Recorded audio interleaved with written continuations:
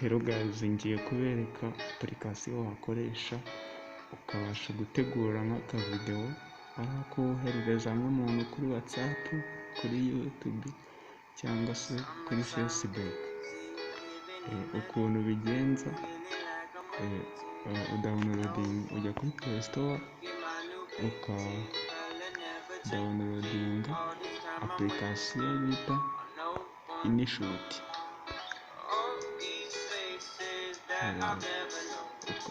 InShot rero icyo ukora urayidownloading, urabona ko njye nari bisanzwe nyifite. Ubwo rero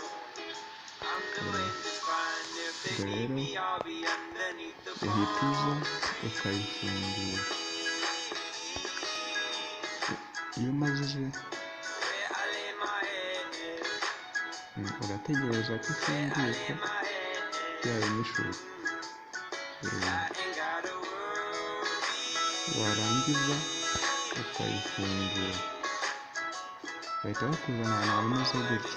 Ubwo rero kubera ko ni akavidewo gashyashya uba ugiye gufungura gukora,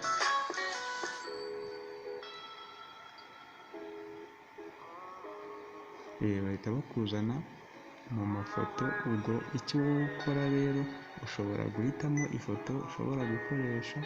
Urugero reka mpitemo iyi, ubu yemeje. Noneho ushobora guteranyaho n'iyindi.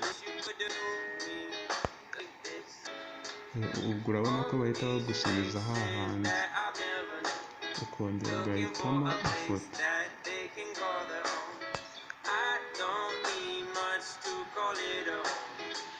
Nanone ushobora gusubirayo ugahitamo indi foto.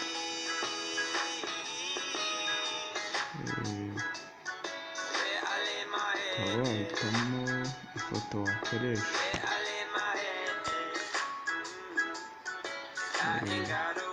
Warangiza wenda kugira ngo ushyiremo n'akaziki wenda biri bujyane n'ifoto yawe, uhita hano ukajya kuri tarake.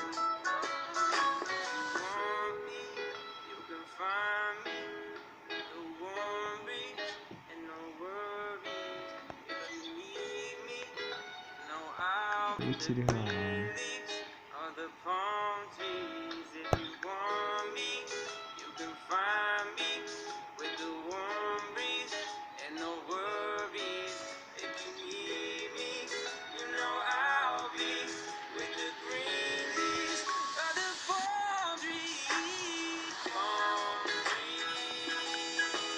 uhita uza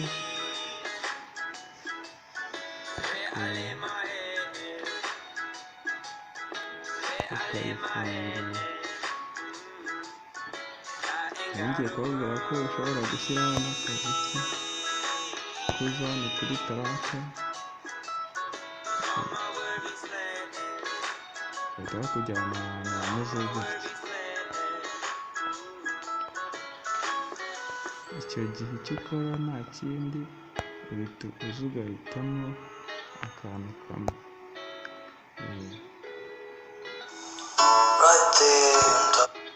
Ukaba ari guhitamo rero, ugahita uza hano, ushobora gufunga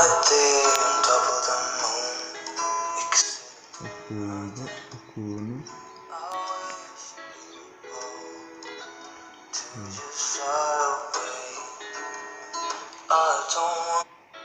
noneho mu kukwemeza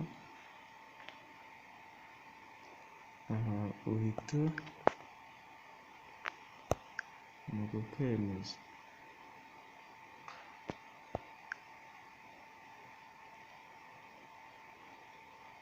urarindira bagafunguka kugira ngo ukemeze.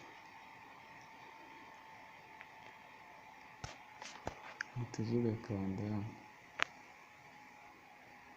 kubera ko ari ya yindi uba ukiriho ushaka kuyikora. Nababwiye ko ari ugukoresha video, ukabasha gukora akaziki ukoresheje video mu cyo bita inishuti. Noneho mu kubisevinga ujya ukandika save, ugahitamo aho ushaka ko biba bisevinze, warangiza ukakirika kuri ok.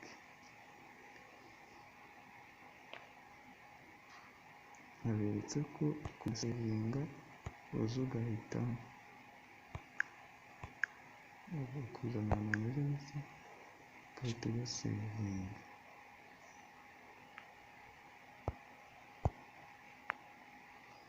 Ibyo ngibyo mukore share, mukore na like, kandi mukande na subscribe. Murakoze.